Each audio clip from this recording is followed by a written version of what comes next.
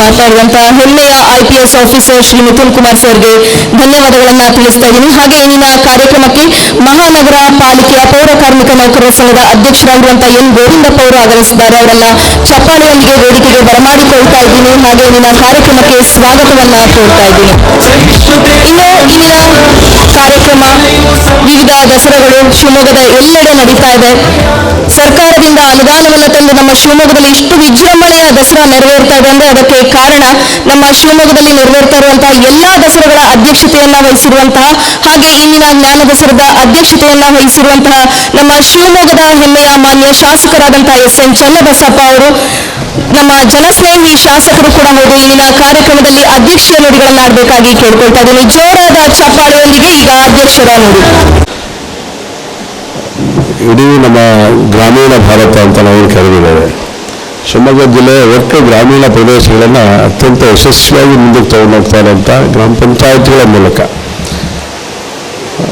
ಅದಕ್ಕೆ ಯಶಸ್ಸನ್ನು ಸಿಗಲಿಕ್ಕೆ ಕಾರಣೀಭೂತರಾಗ್ತಿರುವಂಥವ್ರು ನಮ್ಮ ಶ್ರೀವಾದಂಥ ಹೇಮಂತ್ ಅವರು ಇದರ ಉದ್ಘಾಟನೆ ಮಾಡಿದ್ದಾರೆ. ನಿಜವಾಗ್ಲೂ ಕೂಡ ತುಂಬ ಸಂತೋಷ.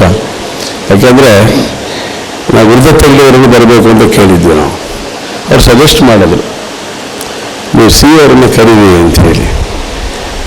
ಖಂಡಿತ ಅಲ್ಲಿ ಕರೀತೇವೆ ಸರ್ ಅಂತ. ಅದರ ಪರಿಣಾಮ ಇವತ್ತು ಅವ್ರು ಬಂದಂಥ ಪರಿಣಾಮ ಇಡೀ ನಮ್ಮ ವಿದ್ಯಾರ್ಥಿಗಳಿಗೆ ದೊಡ್ಡ ಒಂದು ಶಕ್ತಿ ಸಿಕ್ಕಿದೆ ಅಂತೇಳಿ ನಾನಂತೂ ಕೂಡ ಭಾವಿಸ್ತೇನೆ. ಯಾಕಂದರೆ ಅವರ ಆಫೀಸಿಗೆ ಹೋದಂಥ ಸಂದರ್ಭದಲ್ಲಿ ಬೇರೆ ಬೇರೆ ಸಭೆಗಳು ನಡೆದಂಥ ಸಂದರ್ಭದಲ್ಲಿ ಅವರನ್ನು ಹತ್ತಿರದಿಂದ ನೋಡಿರೋರು ನಾನು. ಹಾಗಾಗಿ ವಿಶೇಷವಾದಂಥ ಒಂದು ಕಾಳಜಿ ಇಟ್ಕೊಂಡು ಕಾರ್ಯ ಮಾಡ್ತಿರೋಂಥವ್ರು ನಮ್ಮ ಹೇಮಂತ್ ಅವರು ಉದ್ಘಾಟನೆ ಮಾಡಿದ್ದಾರೆ. ಇನ್ನೊಬ್ಬರು ನಮ್ಮ ಮಿಥುನ್ ಅವರು ಹೆಂಗೆ ಫಿಲ್ಮ್ನಲ್ಲಿ ಹೋಗಿದ್ದಾರೆ, ಇಲ್ಲಿಗಾಗಿ ಹೋಗಿರಂತ ಒಂದೊಂದ್ಸರಿ ಅರ್ಥ ಅನಿಸುತ್ತೆ. ಒಂದೊಂದ್ಸರಿ ಹಂಗಿದ್ದಾರೆ ಅವರು. ಒಳ್ಳೆ ಹೀರೋ ಥರನೇ ಇರೋರು. ಅವರು ಹೀರೋನೇ ಅವ್ರ ಕ್ಷೇತ್ರದಲ್ಲಿ. ಅವ್ರು ಮಾಡ್ತಿರೋಂಥ ಕಾರ್ಯ ಅನೇಕ ಬಾರಿ ನಮಗೆ ತರಿಸುವಂಥ ಕೆಲಸನೂ ಕೂಡ ಅವ್ರು ಮಾಡಿದ್ದಾರೆ. ಆದರೆ ಅವರಾಗೆ ಸ್ವತಃ ನಮ್ಮ ಸಿಕ್ಕಿ ತನ್ನವಾಗೋ ರೀತಿ ನಡ್ಕೊಂಡಂಥ ಒಬ್ಬ ಶ್ರೇಷ್ಠ ಅಧಿಕಾರಿ ಇದ್ದರೆ ನಮ್ಮ ಮಿಥುನ್ ಅಂಥೇಳಿ ಈ ಸಂದರ್ಭದಲ್ಲಿ ನಾನು ಇಷ್ಟಪಡ್ತೇನೆ. ಯಾಕೆಂದರೆ ಅವ್ರು ಹೇಳಿದಂಥ ಸಂದರ್ಭ ನಮಗೆ ಅನಿಸಿರುತ್ತೆ. ಆದರೆ ಅವ್ರು ಹೇಳಿರುವಂಥ ವಿಷಯ ಆಮೇಲೆ ನಾವು ಯೋಚನೆ ಮಾಡಿದಾಗ ಅವರೆಲ್ಲ ಸರಿ ಅಂತ ನಮಗೆ ಅನಿಸಿ ನಾವು ಬದಲಾವಣೆ ಆಗಿರುವಂಥದ್ದು ಕೂಡ ನನ್ನ ಜೀವನದಲ್ಲಿ ನಡೆದಂಥ ಅನೇಕ ಘಟನೆಗಳು ನಮ್ಮ ಕಂಡು ಬಂದಿದೆ. ಸೊ ಹೀಗೆ ಅವ್ರ ಜೊತೆಗೆ ಬಂದಂಥವರಿಗೆ ಅವರನ್ನ ಪರಿವರ್ತನೆ ಮಾಡುವಂಥ ಸಂಗತಿಗಳಿದೆಯಲ್ಲ, ಅದು ಬಹಳ ಪ್ರಮುಖವಾದಂಥ ಸಂಗತಿ ಅಂತ ನಾನಂತೂ ಕೂಡ ಭಾವಿಸ್ತೇನೆ. ಇನ್ನೊಬ್ಬರು ನಮ್ಮ ಕಮಿಷನ್ ಇದ್ದಾರೆ. ಆ ಕಮಿಷನ್ದು ಅವರು ಯಾವತ್ತೂ ಕೂಡ ವಾಪಸ್ ನಮಗೆ ಕಾರಣ ಹೇಳಿಲ್ಲ. ಅವ್ರು ನಮಗೆ ಪರಿಹಾರ ಹೇಳಿದ್ದಾರೆ. ನಾವು ಅಕಸ್ಮಾತ್ ಸಮಸ್ಯೆಗಳನ್ನ ಅವ್ರ ಹತ್ರ ತಗೊಂಡೋದ್ರೆ ಇದು ಆಗೋದಿಲ್ಲ ಅಂತ ನಮಗೆ ಯಾವಾಗಲೂ ಕಾರಣ ಹೇಳಲೇ ಇಲ್ಲ. ಅವರು ಪರಿಹಾರ ಹೇಳಿರುವಂಥ ಒಬ್ಬ ಶ್ರೇಷ್ಠ ಅಧಿಕಾರಿ ಅವರು ನಮ್ಮ ಜೊತೆಗಿರುವಂಥವ್ರು ನಾರಾಯಣಗೌಡರು. ಇನ್ನು ಉಳಿದಂಥ ನಮ್ಮ ಸ್ಕಿಲ್ ಡೆವಲಪ್ಮೆಂಟ್ ಇರುವಂಥವ್ರು ನಮ್ಮ ಸುರೇಶ್ ಅವರು ನಮ್ಮ ಜೊತೆಗಿದ್ದಾರೆ. ವೇದಿಕೆ ಮೇಲೆ ಅನೇಕರು ನಾವು ಕಾಣ್ತಾ ಇದ್ದೇವೆ. ಅವರೆಲ್ಲೂ ಹೆಚ್ಚಿಗೆ ಹೇಳ್ತಾ ಇದ್ದರೆ ಸಮಯನೂ ಕೂಡ ಆಗುತ್ತೆ. ಆದರೆ ಅವರೆಲ್ಲರೂ ಕೂಡ ಅಭಿನಂದನೆಗಳನ್ನು ಕೃತಜ್ಞತೆಯನ್ನು ಸಲ್ಲಿಸಲಾಕೆ ಅಂತ ಹೇಳಿದ್ರೆ ಅವ್ರ ಕ್ಷೇತ್ರದಲ್ಲಿ ಸಾಧನೆ ಮಾಡಿರೋಂಥವ್ರು ಎಲ್ಲರೂ. ಯಾಕೆ ಇದನ್ನು ಹೇಳ್ತಿದ್ದೀನಿ ಅಂತಂದರೆ ಎದುರುಗಡೆ ಇರೋ ನಾವೆಲ್ಲರೂ ಕೂಡ ಒಂದಲ್ಲ ಒಂದು ಸಾಧಕರಾಗಿ ಈ ಸಮಾಜಕ್ಕೆ ಶಕ್ತಿಯಾದಂಥ ರೀತಿಯಲ್ಲಿ ಯೋಚನೆ ಮಾಡುವಂಥ ಮನಸ್ಸನ್ನು ಇವತ್ತು ಶಾರದಾ ಪೂಜೆ ದಿನ ಇದನ್ನು ನಾವು ತೀರ್ಮಾನ ಮಾಡಬೇಕು. ಆ ಕಾರಣಕ್ಕೋಸ್ಕರ ಈ ಕಾರ್ಯಕ್ರಮ ಆಯೋಜನೆ ಮಾಡಿರುವಂಥದ್ದು. ಇದು ಯಾವತ್ತು ಬೇಕಾದರೂ ಮಾಡಬಹುದು. ಆದರೆ ಶಾರದಾ ಪೂಜೆ ದಿವಸನೇ ಯಾಕೆ ಮಾಡಬೇಕು ಅಂತ ಯೋಚನೆ ಮಾಡಿದ್ರೆ ಅದಕ್ಕೊಂದು ಮೂಲಭೂತವಾದಂಥ ಒಂದು ಸಂಗತಿಗಳು ಬಂದು ಬರುತ್ತೆ ನಮಗೆ. ಅಂದರೆ ಈ ನವರಾತ್ರಿ ಒಳಗಡೆ ಈ ಶಾರದಾ ಪೂಜೆಗೆ ವಿಶೇಷವಾದಂಥ ಮಹತ್ವವನ್ನು ಕೊಟ್ಟಿದೆ ನಮ್ಮ ಸಮಾಜ, ನಮ್ಮ ರಾಷ್ಟ್ರ. ಸೊ ಹಾಗಾಗಿ ಇದರಿಂದ ಪೂರ್ವಜರು ಕೊಟ್ಟಿರುವಂಥ ಸಂಗತಿಗಳು ಇದರ ನಂಬಿಕೆ ಇಟ್ಕೊಂಡು ನಾವು ಮುಂದಕ್ಕೆ ಹೋಗ್ಬೇಕಾಗತ್ತೆ. ಆ ನಂಬಿಕೆಗೋಸ್ಕರ ಇವತ್ತು ಶಾರದಾ ಪೂಜೆಯನ್ನು ನಾವು ಮಾಡ್ತಾ ಇದ್ದೇವೆ. ಶಾರದಾ ಅಂತ ಹೇಳಿದ್ರೆ ಬರೀ ಫೋಟೋ ಅಲ್ಲ, ಅದೊಂದು ಶಕ್ತಿ, ಅದೊಂದು ಜ್ಞಾನದ ಸಂಕೇತವಾಗಿ ಒಂದೊಂದು ದೇವತೆಗಳಿಂದ ನಾವು ಒಂದೊಂದಕ್ಕೆ ನಾವು ಆರಾಧನೆಯನ್ನು ಮಾಡ್ತಾ ಬಂದಿದ್ದೇವೆ. ಇವತ್ತು ಶಾರದೆಯನ್ನು ಆರಾಧನೆ ಮಾಡ್ತಾ ಇದ್ದೇವೆ ಇಡೀ ದೇಶದಲ್ಲಿ. ಯಾಕೆ ಅಂತ ಹೇಳಿದ್ರೆ ಶಾರದೆ ಜ್ಞಾನಕ್ಕೆ ದೊಡ್ಡದಾದಂಥ ಶಕ್ತಿ ಕೊಟ್ಟಂಥ ಒಬ್ಬ ನಮ್ಮ ದೇವತೆ, ಅಧಿದೇವತೆ ಅವರು. ಹಾಗಾಗಿ ಇವತ್ತು ಶಾರದಾ ಪೂಜೆ ದಿವಸನೇ ಈ ಕೆಲಸ ಮಾಡೋಣ ಅಂಥೇಳಿ ನಾವು ಕಾಶಿಯವರು ಕೂತ್ಕೊಂಡು ಯೋಚನೆ ಮಾಡಿದಂಥದ್ದು. ಅದರ ಪರಿಣಾಮ ಇವತ್ತು ನಾವೆಲ್ಲ ಒಟ್ಟಿಗೆ ಸೇರಿದ್ದೇವೆ. ಒಂದು ಅಕೇಶನ್ ಬೇಕು, ಒಂದು ಸಂದರ್ಭ, ಒಂದು ವಾತಾವರಣಗಳು ಬೇಕು ನಾವು ಸೇರಲಿಕ್ಕೆ. ಆ ಕಾರ್ಯ ಮಾತ್ರ ನಾವು ಮಹಾನಗರ ಪಾಲಿಕೆಯ ನೇತೃತ್ವದಲ್ಲಿ ದಸರಾ ಹಿನ್ನೆಲೆಯಲ್ಲಿ ಯೋಚನೆಯನ್ನು ನಾವು ಮಾಡಿದ್ದೇವೆ. ದಸರಾ ಹಿನ್ನೆಲೆಯಲ್ಲಿ 3 ವರ್ಷ ಆಯ್ತು ಅಷ್ಟೇ ಇದನ್ನು ಯೋಚನೆ ಮಾಡಿ. ಅನೇಕರ ಭಾವನೆಗಳಿಗೆ ಎಲ್ಲೋ ಒಂದು ಕಡೆಗೆ ಶಕ್ತಿ ಕೊಡುವಂಥ ಕಾರ್ಯ ಅಂತ ನಮಗೆ ಅನಿಸಿರುವಂಥದ್ದು ಇದು. ಇಲ್ಲಿ ಯಾರು ಬೇಕಾದರೂ ಬರ್ಬೋದು ಈ ಕಾರ್ಯಕ್ರಮಕ್ಕೆ, ಯಾರು ಬೇಕಾದರೂ ಬಂದರೆ ಭಾಗವಹಿಸ್ಬೋದು. ಆದರೆ ನಾವು ಏನಾಗಬೇಕು ಅಂತ ಯೋಚನೆ ಮಾಡುವಂಥ ಅವಕಾಶ ಮಾತ್ರ ನಾವೇ ಯೋಚನೆ ಮಾಡಬೇಕಾಗಿರುವಂಥದ್ದು. ನಾನೇನಾಗಬೇಕು, ನಾನು ಸಮಾಜಮುಖಿಯಾಗಿ ಕೆಲಸ ಮಾಡುವಂಥ ಒಬ್ಬ ಸೇವಾ ಮನೋಭಾವಿ ಕಾರ್ಯಕರ್ತ ಆಗಬೇಕಾ, ಒಬ್ಬ ವ್ಯಕ್ತಿ ಆಗಬೇಕಾ, ಸತ್ಪ್ರಜೆಯಾಗಿ ಬಾಳಬೇಕು, ಸತ್ಪ್ರಜೆಯಾಗಿ ಬದುಕಬೇಕು ಅಂತ ಹೇಳ್ತಾರೆ ನಮ್ಮ ಹಿರಿಯರು. ಅನೇಕ ಸಂಗತಿಗಳು ಹೇಳ್ಕೊಟ್ಟು ಹೋಗಿರುವಂಥದ್ದು ನಮಗೆ. ಹಾಗಾಗಿ ಆ ದಿಕ್ಕಲ್ಲಿ ಯೋಚನೆ ಮಾಡುವಂಥದ್ದಕ್ಕೆ ಅದೊಂದು ಪುನರ್ಮನನ ಮಾಡಿಕೊಳ್ಳುವಂಥ ಕಾರ್ಯ ಇದು. ನೀವೆಲ್ಲರೂ ಕೆಟ್ಟವರು ಅಂತ ಯಾರನ್ನೂ ಕರೆದಿಲ್ಲ, ನೀವೆಲ್ಲರೂ ಒಳ್ಳೆಯವರು, ಒಳ್ಳೆ ಸ್ವಭಾವ ಇರುವಂಥದ್ದು ತಾವೆಲ್ಲೂ ಕೂಡ ವಿದ್ಯಾರ್ಥಿಗಳು ಇಲ್ಲಿ ಬಂದಿರುವಂಥದ್ದು. ಆದರೆ ಇನ್ನೊಂದಷ್ಟು ಒಳ್ಳೆ ಸಂಗತಿಗಳನ್ನ ನೀವು ಇನ್ನೊಂದಷ್ಟು ಉನ್ನತ ಮಟ್ಟಕ್ಕೆ ಹೋಗ್ಲಿಕ್ಕೆ ಬೇಕಾಗಿರುವಂಥದ್ದು, ನಿಮ್ಮ ವ್ಯಕ್ತಿತ್ವವನ್ನು ರೂಪಿಸ್ಕೊಳ್ಳಿಕ್ಕೆ ಬೇಕಾಗಿರುವಂಥ ಸಂಗತಿಗಳನ್ನು ಜೋಡಿಸ್ಕೊಳ್ಳೋಕ್ಕೋಸ್ಕರ ಈ ಒಂದು ಶಾರದಾ ಪೂಜೆಯ ದಿನ ಜ್ಞಾನ ದಸರಾವನ್ನು ಆಯೋಜನೆ ಮಾಡಿದೆ ಮಹಾನಗರ ಪಾಲಿಕೆಯ ನೇತೃತ್ವದಲ್ಲಿ. ಹಾಗಾಗಿ ನಿಮ್ಮೆಲ್ಲರಿಗೂ ಕೂಡ ಹಾರ್ದಿಕವಾದಂಥ ಅಭಿನಂದನೆಗಳನ್ನು ಈ ಸಂದರ್ಭ ಸಲ್ಲಿಸ್ತೇನೆ. ಇಲ್ಲಿ ಕೂತಿರೋರು ಯಾರು ಯಾವಾಗ ಏನಾಗ್ತೀನಿ ಏನು ಗೊತ್ತಿಲ್ಲ.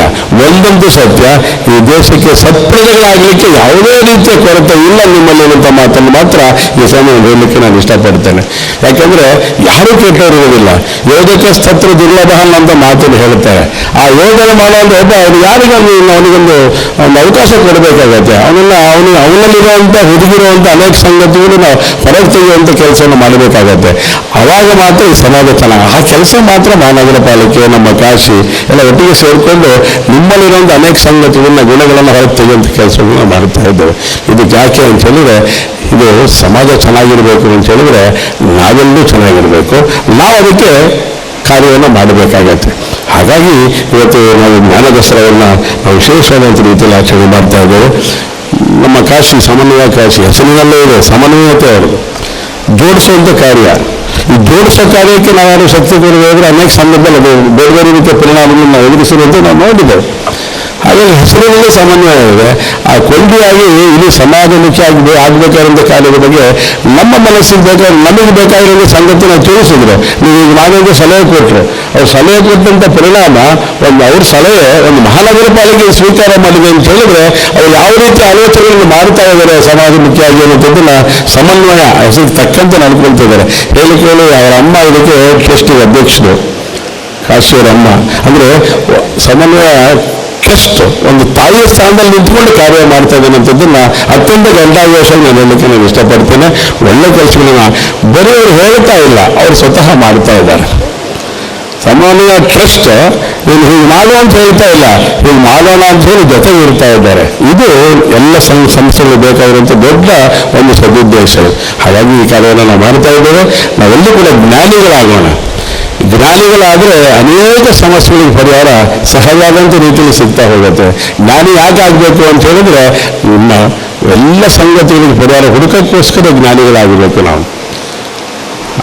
ಜ್ಞಾನೇನ ಸದೃಶಮನ ಅಂತ ಮಾತನ್ನು ಕೂಡ ನಾವು ಹಿರಿಯರು ಹೇಳಿದ್ದಾರೆ ನಮಗೆ. ಹಾಗಾಗಿ ಎಲ್ಲ ಸಂಗತಿಯನ್ನು ಅರ್ಥ ಮಾಡಿಕೊಂಡು ನಾವು ಇವತ್ತು ದಿವಸ ಕಾರ್ಯವನ್ನು ಮಾಡೋಣ. ವಿದ್ಯಾರ್ಥಿ ಜೀವನವನ್ನೇ ಅತ್ಯಂತ ಸುಂದರವಾಗಿ ಕಟ್ಟಿಕೊಳ್ಳುವಂಥ ಕೆಲಸವನ್ನು ನಾವು ಮಾಡೋಣ. ವಿದ್ಯಾರ್ಥಿ ಜೀವನದೊಳಗಡೆ ಏನು ಒಳ್ಳೆಯ ಸಂಗತಿಗಳನ್ನು ಕಟ್ಟಿಕೊಳ್ತೇವೆ, ಅದೇ ಮುಂದಿನ ರಾಷ್ಟ್ರ ಕಟ್ಟಲಿಕ್ಕೆ ದೊಡ್ಡ ಶಕ್ತಿಯಾಗಿ ನೀವು ಹೊರಗಡೆ ಬರುವಂಥದ್ದು. ಒಬ್ಬ ನಮಗೆ ನೆನಪಾಗ್ತಾನೆ, ಇಲ್ಲಿ ಹೇಳಿದ್ರೆ ತಪ್ಪಾಗಲ್ಲ ಅಂತ ನಾನಂತೂ ಭಾವಿಸ್ತೇನೆ.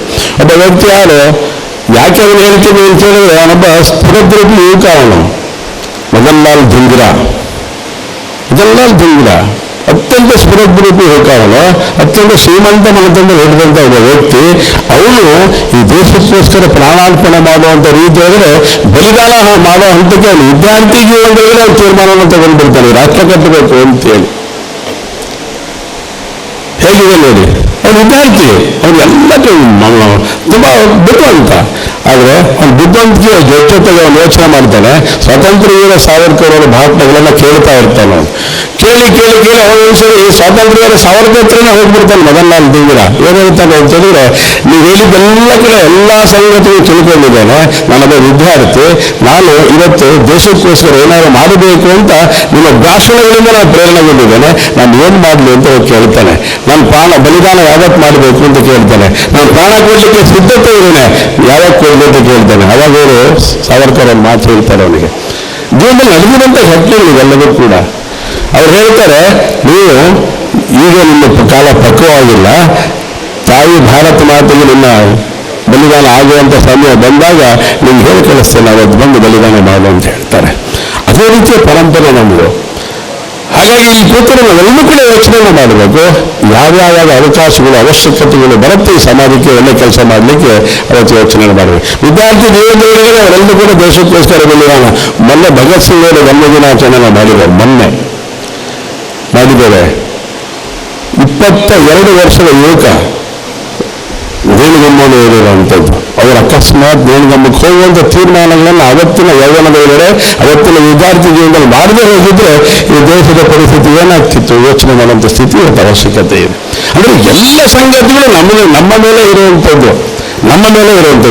ದೇಶದ ಭವಿತವ್ಯಕ್ಕೋಸ್ಕರ ಕೆಲಸ ಮಾಡುವಂಥ ಒಂದು ಮನಸ್ಸುಗಳನ್ನು ಜೋಡಣೆ ಮಾಡುವಂಥ ಕೆಲಸಕ್ಕೆ ಅನೇಕರು ಬಲಿದಾನಗಳನ್ನು ಮಾಡಿದ್ದಾರೆ. ಚಂದ್ರಶೇಖರಾದ ಹೇಳ್ತೇವೆ ನಾವು, ಯಾಕೆ ಏನು ಹೇಳಬೇಕು ಅಂತ ಅನ್ಸುತ್ತೆ ಅಂತ ಹೇಳಿದ್ರೆ, ಸಾಧಕರಾಗಬೇಕು, ನಮ್ಮನ್ನು ಯಾವತ್ತೂ ನಿರಂತರವಾಗಿ ಈ ದೇಶ ನೆನಪಿಟ್ಕೊಳ್ಬೇಕು ಅನ್ನೋದಾದ್ರೆ ನಾವು ಯಾವ ರೀತಿ ಕೆಲಸವನ್ನು ಮಾಡಬೇಕು ಅನ್ನೋಂಥ ಕಾರಣಕ್ಕೋಸ್ಕರ ಈ ದಿಕ್ಕಲ್ಲಿ ಹೆಜ್ಜೆ ನೋಡಬೇಕು. ಒಂದು ಜ್ಞಾನಾರ್ಜನೆ ಜೊತೆಗೆ ಸಾಮೂಹಿಕವಾಗಿ ಯೋಚನೆ ಮಾಡುವಂಥ ಸಂಗತಿಗಳು ಮತ್ತು ವ್ಯಕ್ತಿಗತವಾಗಿ ನಾವೇನು ಮಾಡಬೇಕು ಅನ್ನೋಂಥ ಸಂಗತಿಗಳನ್ನು ಇದನ್ನು ಮಾಡ್ತಾ ನಾವೆಲ್ಲೂ ಕೂಡ ಶಾರದಾ ಪೂಜೆಯ ಸಂದರ್ಭದೊಳಗಡೆ ನಾವು ಜ್ಞಾನಿಗಳಾಗೋಣ, ಜ್ಞಾನದ ಮೂಲಕ ಈ ಸಮಾಜವನ್ನು ಕಟ್ಟೋಣ ಅಂತ ಮಾತನ್ನ ಈ ಸಂದರ್ಭ ಹೇಳ್ತಾ ಒಂದೆಲ್ಲ ವೇದಿಕೆ ಮೇಲೆ ಆಸೀನರಾಗಿರುವಂತಹ ಈ ಕಾರ್ಯಕ್ರಮದ ಅಧ್ಯಕ್ಷತೆಯನ್ನು ವಹಿಸಿರುವಂಥ ಶಾಸಕರು ಸನ್ಮಾನ್ಯ ಶ್ರೀ ಎಸ್.ಎನ್. ಚನ್ನಬಸಪ್ಪ ಸಾಹೇಬರಿಗೂ ಹಾಗೂ ಶ್ರೀಯುತ ಮಿಥುನ್ ಕುಮಾರ್ ಸರ್ IPS ಜಿಲ್ಲಾ ಪೊಲೀಸ್ ವರಿಷ್ಠಾಧಿಕಾರಿಗಳು ಹಾಗೂ ನಮ್ಮ ಮಹಾನಗರ ಪಾಲಿಕೆಯ ಕಮಿಷನರ್ ಆದಂಥ ಮಾಯನಗೌಡ ಅವರಿಗೂ ಹಾಗೂ ಈ ಒಂದು ಕಾರ್ಯಕ್ರಮಕ್ಕೆ ಬಂದಿರುವಂಥ ನಮ್ಮೆಲ್ಲರ ರೋಲ್ ಮಾಡೆಲ್ಸ್ ಆದಂಥ ಶ್ರೀಯುತ ದುರ್ಗಪ್ಪ ಅಂಗಡಿ ಅವರಿಗೂ, ಶ್ರೀ ಧ್ಯಾನ್ ಕಶ್ಯಪ್ ಅವರಿಗೂ, ಶ್ರೀಯುತ ಅಜಯ್ ಗೋಪಿ ಅವರಿಗೂ ಈ ಕಾರ್ಯಕ್ರಮಕ್ಕೆ ಸ್ವಾಗತ ಕೋರ್ತಾ ಮತ್ತೊಮ್ಮೆ ಇಲ್ಲಿ ನೆಲೆದಿರುವಂಥ ಎಲ್ಲ ವಿದ್ಯಾರ್ಥಿಗಳಿಗೆ ನಮಸ್ಕಾರಗಳನ್ನು ಸಲ್ಲಿಸ್ತೀನಿ. ಒಂದು 3 ದಿನದಿಂದ ನಮ್ಮ ಕುವೆಂಪು ರಂಗಮಂದಿರದಲ್ಲಿ ಒಂದು ವರ್ಲ್ಡ್ ಟೂರಿಸಂ ಡೇ ನಡೀತು. ಅವತ್ತಿನ ದಿವಸ ಸಮನ್ವಯ ಕಾಶಿ ಅವರು ಸರ್ ಈ ರೀತಿ ಒಂದು ಜ್ಞಾನ ದಸರಾ ಮಾಡ್ತಾ ಇದ್ದೀವಿ, ತಾವು ಬರಬೇಕು ಅಂತ ಕೇಳಿಕೊಂಡು, ಆಮೇಲೆ ನಾನು ಹೆಚ್ಚಾಗಿ ಎಲ್ಲೂ ಕೂಡ ಇವೆಂಟ್ಸ್ಗೆ ಪಾರ್ಟಿಸಿಪೇಟ್ ಮಾಡೋನಲ್ಲ.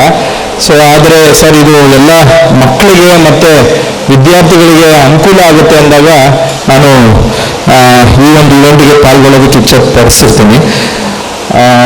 ನನ್ನ ಒಂದು ಸಣ್ಣ ಇಂಟ್ರೊಡಕ್ಷನ್ ಹೇಳ್ಕೊಳ್ತೀನಿ. ನಾವು ಹುಟ್ಟು ಬೆಳೆದಿದ್ದೆಲ್ಲ ಬೆಂಗಳೂರಲ್ಲಿ. ನಮ್ಮ ತಂದೆ ಬ್ಯಾಂಕಲ್ಲಿ ಮ್ಯಾನೇಜರ್ ಆಗಿ ಕೆಲಸ ಮಾಡ್ತಿದ್ರು.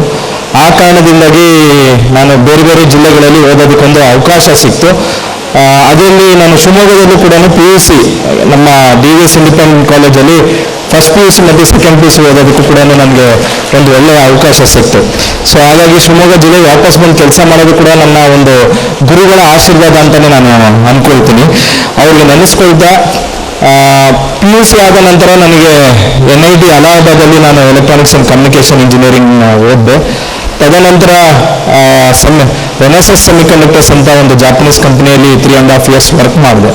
ಆಮೇಲಿಂದ UPSC ನಮ್ಮ ಸಿವಿಲ್ ಸರ್ವಿಸ್ ಎಕ್ಸಾಮ್ ಬರೀಬೇಕು, IAS ಆಗಬೇಕು, IPS ಆಗಬೇಕು ಅಂತೇಳಿ ಎಕ್ಸಾಮ್ ಕಟ್ಟಿ ಓದೋದಕ್ಕೆ ಶುರು ಮಾಡಿದೆ.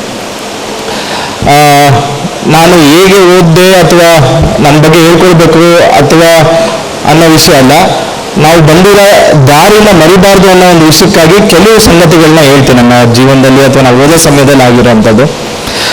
ಮೊದಲನೇದಾಗಿ ಯಾಕೆ UPSCಗೆ ಬರಬೇಕಾಗಿತ್ತು ಅಂತ ಕೇಳಿದಾಗ ನಮ್ಮ ತಂದೆಯವರು ಯಾವತ್ತೂ 2 ವಿಷಯಗಳನ್ನ ನನಗೆ ಈಗಲೂ ಕೂಡ ಹೇಳ್ತಾ ಇರ್ತಾರೆ. ಒಂದು, ಯಾವತ್ತಿದ್ರು ಕನಸು ಕಂಡ್ರೆ ದೊಡ್ಡ ಕನಸು ಕಾಣಬೇಕು, ಚಿಕ್ಕ ಕನಸು ಯಾವತ್ತೂ ಕಾಣಲೇಬಾರ್ದು ಅಂತ ನಮ್ಮ ತಂದೆ ಯಾವಾಗಲೂ ಹೇಳೋರು. Small aim is a crime. Doctor Abdul Kalam ಹೇಳಿರುವಂಥ, ಡಾಕ್ಟರ್ APJ ಅಬ್ದುಲ್ ಕಲಾಂ ಸಾಹೇಬ್ ಹೇಳಿರುವಂಥ ಒಂದು ಮಾತು, small aim is a crime ಅಂತ. ನಮ್ಮ ತಂದೆ ಯಾವಾಗಲೂ ಏನು ಹೇಳೋರು ಅಂದರೆ, ನನಗೆ ನೀನು ಸಾರ್ವಜನಿಕ ಸಹಾಯ ಮಾಡೋಂಥ ಒಂದು ಹುದ್ದೆಯಲ್ಲಿ ನೀವು ಇರಬೇಕು, ನನ್ನ ತಮ್ಮನಿಗೆ ನೀನು ಪ್ರೈಮ್ ಮಿನಿಸ್ಟರ್ ಆಗು ಅಂತ ಹೇಳೋರು ಸರ್. ಕನ್ಸು ಕಂಡ್ರೆ ನೀನು ಪ್ರೈಮ್ ಮಿನಿಸ್ಟರ್ ಆಗೋ ರೀತಿ ಕನ್ಸು ಕಾಣಬೇಕು ಅಂತ ಯಾವಾಗಲೂ ಹೇಳೋರು. ಸೊ ಮೊದಲನೇದಾಗಿ ನಾನು ಕಲ್ತಂಥ ಪಾಠ, ನೀವು ಕನ್ಸು ಕಂಡ್ರೆ ಈ ರೀತಿ ಪ್ರೈಮ್ ಮಿನಿಸ್ಟರ್, ಪ್ರೆಸಿಡೆಂಟ್ ಅಥವಾ ಇಲ್ಲಿ ಕೂತಿರೋಂಥ ಪ್ರತಿಭೆಗಳು ಏನಿದ್ದಾರೆ ಆ ರೀತಿ ಒಂದು ದೊಡ್ಡ ಕನಸು ಕಾಣಬೇಕು. ಒಂದು ಸಣ್ಣ ತಾಲೂಕಲ್ಲಿ ಸೌರಭ ಶಿಕಾರಪುರ ಅಂತ ತಾಲೂಕಲ್ಲಿ 100 ಕೋಟಿ ಆದಾಯ ಗಳಿಸುವಂತ ಒಬ್ಬ ಉದ್ಯಮಿಯಾಗಿ ನಾನು ಬೆಳಿತೀನಿ ಅನ್ನೋ ರೀತಿ ಒಂದು ಕನಸು ಕಾಣಬೇಕು. 1.5 ಎಕರೆ ಜಮೀನಲ್ಲಿ ತಿಂಗಳಿಗೆ 15 ಲಕ್ಷ ನಾನು ಆದಾಯ ಪಡಿತೀನಿ ಅನ್ನೋದು ಒಂದು ದೊಡ್ಡ ಕನಸು ಕಾಣಬೇಕು. ಈ ರೀತಿ ಪ್ರತಿಯೊಬ್ಬರು ಇವತ್ತಿಂದ ದೊಡ್ಡ ಕನಸು ಕಾಣೋದನ್ನ ನೀವು ನಿರ್ಧಾರ ಮಾಡಬೇಕು. ಕೇವಲ ಇಂಜಿನಿಯರ್ ಆಗ್ತೀನಿ, ಡಾಕ್ಟರ್ ಆಗ್ತೀನಿ ಅನ್ನೋ ಒಂದು ಕನಸನ್ನ ಕಾಣದೆ, ಇಂಜಿನಿಯರ್ ಆದ್ಮೇಲೆ ನಾನೊಂದು ಗೂಗಲ್ ರೀತಿ ಒಂದು ಸಂಸ್ಥೆನ ಹುಟ್ಟಾಕ್ತೀನಿ, ಡಾಕ್ಟರ್ ಆದ್ರೆ ಒಂದು ದೊಡ್ಡ ಆಸ್ಪತ್ರೆನ ಕಟ್ತೀನಿ, ಜನರಿಗೆ ಸೇವೆ ಮಾಡ್ತೀನಿ ಅನ್ನೋದನ್ನ ಒಂದು ಕನಸನ್ನ ಕಾಣಬೇಕು. ತದನಂತರ ನಮ್ಮ ತಂದೆಯವರು ಹೇಳ್ತಿದ್ದಂತ ಎರಡನೇ ಮಾತು ಏನಂದ್ರೆ, ಪ್ರತಿಭೆ ಯಾರ ಸ್ವತ್ತು ಅಲ್ಲ, ಪ್ರತಿಭೆ ಅದು ನಮ್ಮ ಸ್ವತ್ತು. ಯಾವುದನ್ನಾದ್ರೂ ಕಿತ್ಕೊಳ್ಬೋದು, ನಮ್ಮ ಆಸ್ತಿನ ಕಿತ್ಕೊಳ್ಬೋದು, ನಮ್ಮ ದುಡ್ಡನ್ನ ಕಿತ್ಕೊಳ್ಬೋದು, ನಮ್ಮ ಪ್ರತಿಭೆ ಮತ್ತು ಆರೋಗ್ಯನ ಯಾರು ಕೂಡ ಕಿತ್ಕೊಳ್ಳೋದಕ್ಕೆ ಸಾಧ್ಯವಿಲ್ಲ. ಅವೆರಡೂ ಕೂಡ ನಮ್ಮ ಸ್ವತ್ತಾಗಿರುತ್ತೆ. ನಾವು ಎಲ್ಲಿಂದಾದರೂ ಬರ್ಬೋದು. ಹಲವಾರು ವಿದ್ಯಾರ್ಥಿಗಳು ಪ್ರಶ್ನೆಗಳು ಕೇಳ್ತಾರೆ, ಸರ್ ನಾವು ಕನ್ನಡ ಮೀಡಿಯಮಲ್ಲಿ ಓದಿದ್ದೀವಿ, ನಾನು ಅಲ್ಲಿಂದ ಬರ್ತೀನಿ, ನಾವು ಅಧಿಕಾರಿಗಳಾಗ್ಬೋದಾ ಅಥವಾ ನಾನು ಹೇಳಿದಂಗೆ ಪ್ರೈಮ್ ಮಿನಿಸ್ಟರ್ ಆಗ್ಬೋದಾ ಅಂತ ಕೇಳಿದ್ರೆ ಖಂಡಿತನೂ ಆಗ್ಬೋದು. ಪ್ರತಿಭೆ ನಿಮ್ಮಲ್ಲಿದ್ದರೆ ಯಾವುದಕ್ಕೂ ಅಂಜಿಕೆ ಪಡುವಂಥ ಅವಶ್ಯಕತೆನೂ ಇರೋದಿಲ್ಲ. ಅದಕ್ಕೆ ಹಲವಾರು ಉದಾಹರಣೆಗಳಿದ್ದಾವೆ. ಇಲ್ಲಿ ನಮ್ಮ ಮುಂದೆ ಕೂತಿರೋಂಥ ಪ್ರತಿಭಾನ್ವಿತರನ್ನು ನೋಡಿದ್ರೆ ನಿಮಗೆ ಅರ್ಥ ಆಗುತ್ತೆ. ಈ 2 ವಿಷಯಗಳನ್ನ ಹೇಳ್ತಾ, ನಾನು ಇಂಜಿನಿಯರಿಂಗ್ ಮುಗಿಸಾದ್ಮೇಲೆ ಕಂಪ್ನಿಯಲ್ಲಿ ಕೆಲಸ ಮಾಡಾದ್ಮೇಲೆ UPSC ಸಿವಿಲ್ ಸರ್ವಿಸಸ್ ಎಕ್ಸಾಮ್ ಬರೋದಕ್ಕೆ ಶುರು ಮಾಡಿದೆ. ಅವಾಗ ನನ್ನ ಹತ್ರ ಸಾಕಷ್ಟು ಒಂದು ಸೇವಿಂಗ್ಸ್ ಇತ್ತು, ಉಳಿತಾಯ ದುಡ್ಡಿತ್ತು ನನ್ನ ಹತ್ರ. ಫಸ್ಟ್ 1 ವರ್ಷ ನಾನು ಕಾರಲ್ಲಿ ಓಡಾಡ್ತಿದ್ದೆ ಸರ್ ಆರಾಮಾಗಿ. ಕೋಚಿಂಗಿಗೆ ಅಂತೇಳಿ ಡೆಲ್ಲಿಗೆ ಹೋದ್ವಿ. ಡೆಲ್ಲಿಯಿಂದ ಬಂದಾದ್ಮೇಲೆ ಲೈಬ್ರರಿಗೆ ಅಂತೇಳಿ ನಮ್ಮ ನ್ಯಾಷನಲ್ ಲಾ ಸ್ಕೂಲ್ ಆಫ್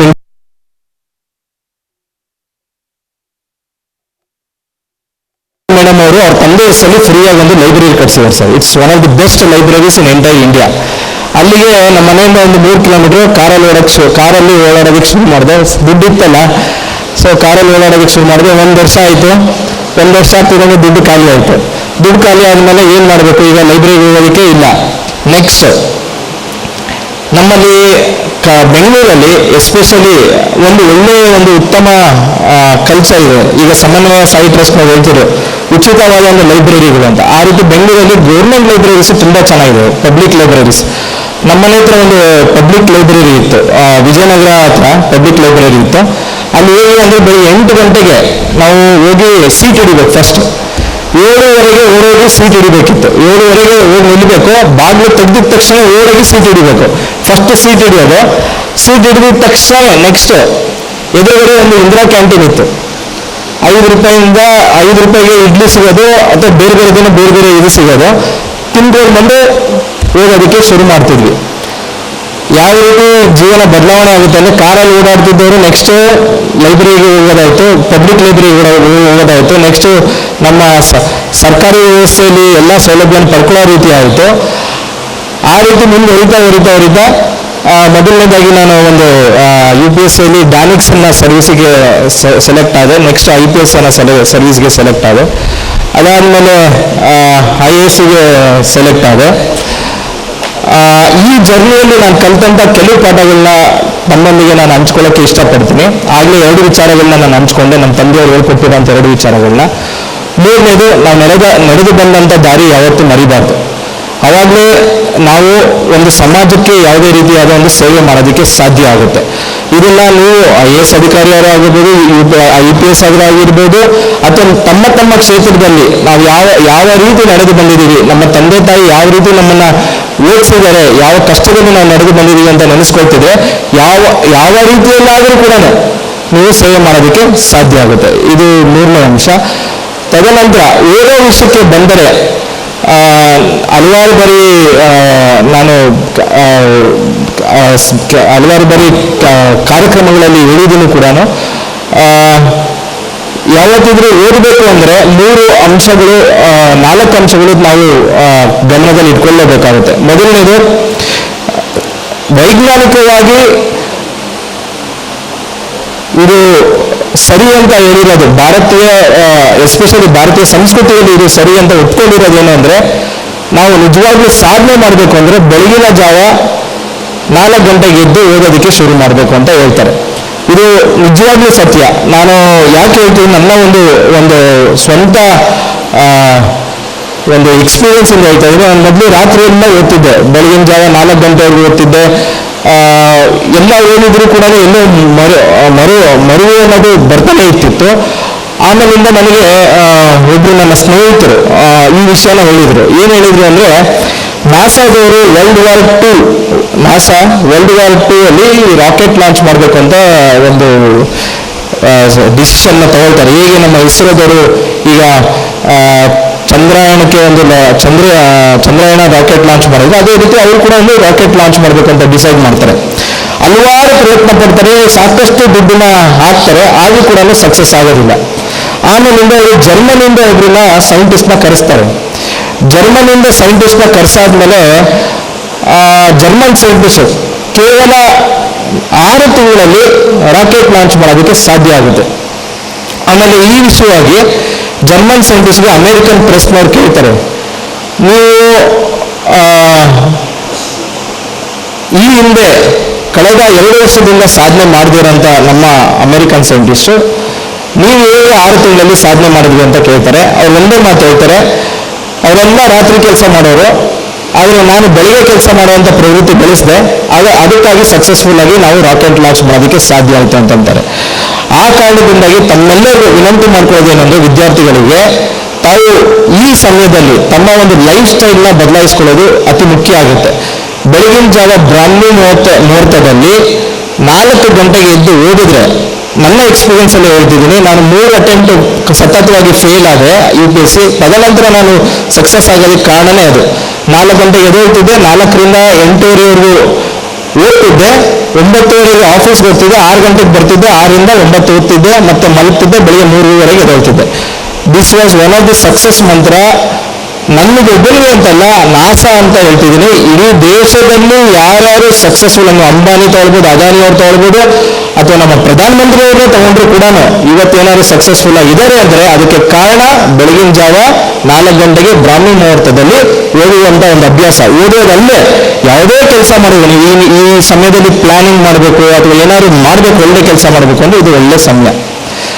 ತದನಂತರ ಓದೋದು ಹೇಗೆ, ನನಗೆ ಹಲವಾರು ಬಾರಿ ಡಾಕ್ಟರ್ ಧನಂಜಯ ಸರ್ಜಿ ಸಾಹೇಬ್, ನಮ್ಮ MLC ಸಾಹೇಬರು ಹೇಳ್ತಾನೆ ಇರ್ತಾರೆ, ನಾನು ಕೂಡ ಅದನ್ನ ರಿಪೀಟ್ ಮಾಡ್ತೀನಿ. ನಮ್ಮ UPSCಗೆ ಬರೋದಾಯಿತು ಅಂದರೆ ನಮಗೆ ಸಿಲೆಬಸ್ ಇರೋದು 10ನೇ ಕ್ಲಾಸಿನ ಸಿಲೆಬಸ್ ಇದೆ. ನಮಗೆ ಯಾವುದೇ ಸೈಂಟಿಸ್ಟ್ ಓದುವಂಥ ಸಿಲೆಬಸ್ ಯಾವುದೂ ಇಲ್ಲ, ಅಥವಾ PhD ಮಾಡಬೇಕಂತಲೂ ಸಿಲೆಬಸ್ ಇಲ್ಲ. ನಮ್ಮಲ್ಲಿ ಇರೋದು PUC, ಮತ್ತೆ ಅತಿ ಹೆಚ್ಚು ಅಂದರೆ PUC. ಇಲ್ಲೇ ನಮ್ಮೆಲ್ಲ ಸಿಲೆಬಸ್ 10ನೇ ಕ್ಲಾಸ್ ಸಿಲೆಬಸ್ಸೇ.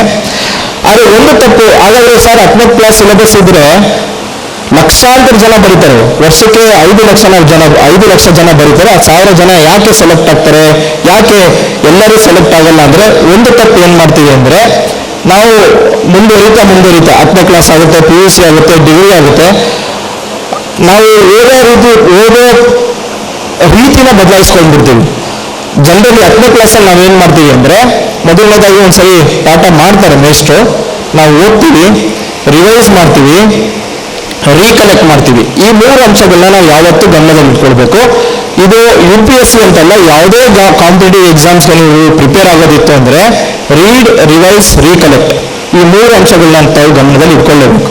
ರೀಡ್ ಅಂದರೆ ಒಂದು ಸರಿ ಓದೋದು, ರಿವೈಸ್ ಅಂದರೆ ಬುಕ್ ಮುಚ್ಚಿಟ್ಟು ಆದಷ್ಟನ್ನ ಅದನ್ನ ರಿವೈಸ್ ಮಾಡೋದಕ್ಕೆ ಪ್ರಯತ್ನ ಪಡೋದು. ರೀಕಲೆಕ್ಟ್ ಅಂದರೆ ತುಂಬ ಇಂಪಾರ್ಟೆಂಟ್ ಆಗಿರೋ ವಿಚಾರ. ಅಂದರೆ ನಾವು 10ನೇ ಕ್ಲಾಸಲ್ಲೆಲ್ಲ ನಾವು ಪ್ರಿಪರೇಟರಿ ಎಕ್ಸಾಮ್ ಬರಿತೀವಿ, ಗೊತ್ತಾ? ಎಕ್ಸಾಮ್ ಹೋಗೋದಕ್ಕಿಂತ ಮುಂಚೆ ಪ್ರಿಪರೇಟರಿ ಎಕ್ಸಾಮ್ಸ್ಗಳನ್ನ ಬರಿತೀವಿ. ಯಾಕೆ ಬರಿತೀವಿ? ಎಕ್ಸಾಮಿನ ಸಿದ್ಧತೆಗಾಗಿ. ಎಕ್ಸಾಮಲ್ಲಿ 3 ಅವರ್ ಎಕ್ಸಾಮ್ ಬರೀಬೇಕು ಅಂದರೆ 3 ಅವರ್ ಕೂತ್ಕೊಂಡು ಬರಿತೀವಿ. ಅದು ನಾವು ಡಿಗ್ರಿಗೆ ಬಂದಾಗ ಯಾರು ಮಾಡೋದೇ ಇಲ್ಲ. ಇಲ್ಲಿ ಡಿಗ್ರಿ ಸ್ಟೂಡೆಂಟ್ಸ್ ಯಾರು ಇದ್ರೆ ಯಾರು ಮಾಡ್ತಿರೋದಿಲ್ಲ. ಆದರೆ ಯಾವುದೇ ಕಾಂಪಿಟೇಟಿವ್ ಎಕ್ಸಾಮ್ಸಲ್ಲಿ ಪ್ರಿಪರೇಟರಿ ಎಕ್ಸಾಮ್ಸ್ ಥರ ನೀವು ಟೆಸ್ಟ್ಗಳು ಬರೋದು ತುಂಬ ತುಂಬ ತುಂಬ ಇಂಪಾರ್ಟೆಂಟ್ ಇರುತ್ತೆ. ಸೊ ರೀಡ್, ರಿವೈಸ್, ರೀಕಲೆಕ್ಟ್, ಈ 3 ಅಂಶಗಳನ್ನ ನೀವು 10ನೇ ಕ್ಲಾಸಲ್ಲಿ ಯಾವ ರೀತಿ ಮಾಡ್ತಿರ್ತೀರಲ್ಲ, ಅದೇ ರೀತಿ ಯಾವುದೇ ಕಾಂಪಿಟೇಷನ್ ಎಕ್ಸಾಮ್ಸ್ಗೂ ಕೂಡ ಅದೇ ರೀತಿ ಪ್ರಿಪೇರ್ ಆದರೆ ತಾವು ಖಂಡಿತವಾಗಿಯೂ ಮೊದಲನೇ ಅಟೆಂಪ್ಟಲ್ಲೇ 100% ನೀವು ಯಾವುದು ಸಾಧನೆ ಮಾಡ್ಬೇಕು ಅನ್ಕೊಂಡಿರ್ತೀರ ಸಾಧನೆ ಆಗೇ ಆಗುತ್ತೆ. ಅದಲ್ಲದೆ ಇನ್ನೊಂದು ವಿಚಾರ ಏನು ಅಂದರೆ, ಈ ಎಕ್ಸಾಮ್ಸ್ಗೆ ಪ್ರಿಪೇರ್ ಆದಮೇಲೆ, ಅದು ಯಾವುದೇ ಒಂದು ಸೇವೆಗೆ ಸೇರಾದ್ಮೇಲೆ ಒಂದು ಅತಿ ಮುಖ್ಯವಾದ ಒಂದು ಗುಣ ನಮ್ಮಲ್ಲೆಲ್ಲರಿಗೂ ಇರಲೇಬೇಕು. ಅದು ಏನಂದರೆ, ಎಲ್ಲರೂ ಹೇಳ್ತಾರೆ ಪಾರದರ್ಶಕತೆ ಮತ್ತು ಇಂಟಿಗ್ರಿಟಿ, ಆನೆಸ್ಟಿ ಇರಬೇಕು ಅಂತ ಹೇಳ್ತಾರೆ. ಅದಕ್ಕಿಂತ ಮುಖ್ಯವಾಗಿ ಬೇಕಾಗಿರೋಂಥ ಒಂದು ಗುಣ ಏನಂದ್ರೆ ಕರೇಜ್, ಧೈರ್ಯ. ಪ್ರತಿಯೊಬ್ಬರಲ್ಲೂ ಕೂಡ ಈ ಧೈರ್ಯ ಅನ್ನೋದು, ನಾವು ಯಾವುದೇ ಕೆಲಸ ಮಾಡಿದ್ರೆ ಧೈರ್ಯವಾಗಿ ಕೆಲಸ ಮಾಡುವಂಥ ಒಂದು ಪ್ರವೃತ್ತಿನ ಬೆಳೆಸ್ಕೋಬೇಕು. ಯಾರಿಗೂ ಮೆಚ್ಚೋಡಿಸೋಕ್ಕೋಸ್ಕರ ಆಗಲಿ, ಯಾರಿಂದನೋ ಪ್ರಶಂಸೆಗೋಸ್ಕರ ಆಗಲಿ, ಯಾರಿಗೂ ಎದುರ್ಕೊಂಡಾಗಲಿ ಕೆಲಸ ಮಾಡಬಾರ್ದು. ಪೇಪರ್ಗೆ, ನ್ಯೂಸ್ ಪೇಪರ್ಗೆ, ಪಬ್ಲಿಸಿಟಿಗೆ ಕೆಲಸ ಮಾಡಬಾರ್ದು. ನಾವು ಯಾವುದೇ ಪ್ರವೃತ್ತಿಯಲ್ಲಿ ಇರ್ಬೋದು. ಎರಡನೇದು, ಯಾರಿಗೂ ಎದುರ್ಕೊಂಡು ಅಯ್ಯೋ ಇವ್ರೇನು ಅಂದ್ಬಿಡ್ತಾರೋ, ಇದನ್ನು ಮಾಡಿದ್ರೆ ನಾನು ಸಿಗಾಕೊಂಡ್ಬಿಡ್ತೀನೇನೋ ಅನ್ನೋ ಒಂದು ಹೆದರಿಕೆಯಲ್ಲಿ ಕೆಲಸ ಮಾಡಬಾರ್ದು. ನಮಗೆ ಬೇಕಾಗಿರೋಂಥ ಒಂದೇ ಒಂದು ಗುಣ ಏನು ಅಂದರೆ, ಯಾವುದೇ ಕೆಲಸಕ್ಕೆ, ಯಾವುದೇ ಸೇವೆಗೆ ಸೇರೋದ್ಮೇಲೆ ಬೇಕಾಗಿರೋ ಒಂದು ಗುಣ ಅಂದರೆ ಧೈರ್ಯ, ಕರೇಜ್. ಸರಿ ಇರೋದನ್ನ ಸರಿ ಅಂತ ಹೇಳೋದಕ್ಕೆ, ತಪ್ಪಿರೋದನ್ನ ತಪ್ಪು ಅಂತ ಹೇಳೋದಕ್ಕೆ, ಮತ್ತೆ ಜನರಿಗೆ ತಿಳಿಸಿ ಹೇಳೋದಕ್ಕೆ ಬೇಕಾಗಿರುವಂಥ ಒಂದು ಗುಣ ಕರೇಜ್. ಜಾವ 4 ಗಂಟೆಗೆ ಬ್ರಾಹ್ಮಿ ಮುಹೂರ್ತದಲ್ಲಿ ಓದುವಂಥ ಒಂದು ಅಭ್ಯಾಸ. ಓದೋದಲ್ಲೇ ಯಾವುದೇ ಕೆಲಸ ಮಾಡಿದ್ರೆ, ನೀವು ಈ ಸಮಯದಲ್ಲಿ ಪ್ಲಾನಿಂಗ್ ಮಾಡಬೇಕು ಅಥವಾ ಏನಾದ್ರು ಮಾಡಬೇಕು, ಒಳ್ಳೆ ಕೆಲಸ ಮಾಡಬೇಕು ಅಂದರೆ ಇದು ಒಳ್ಳೆ ಸಮಯ.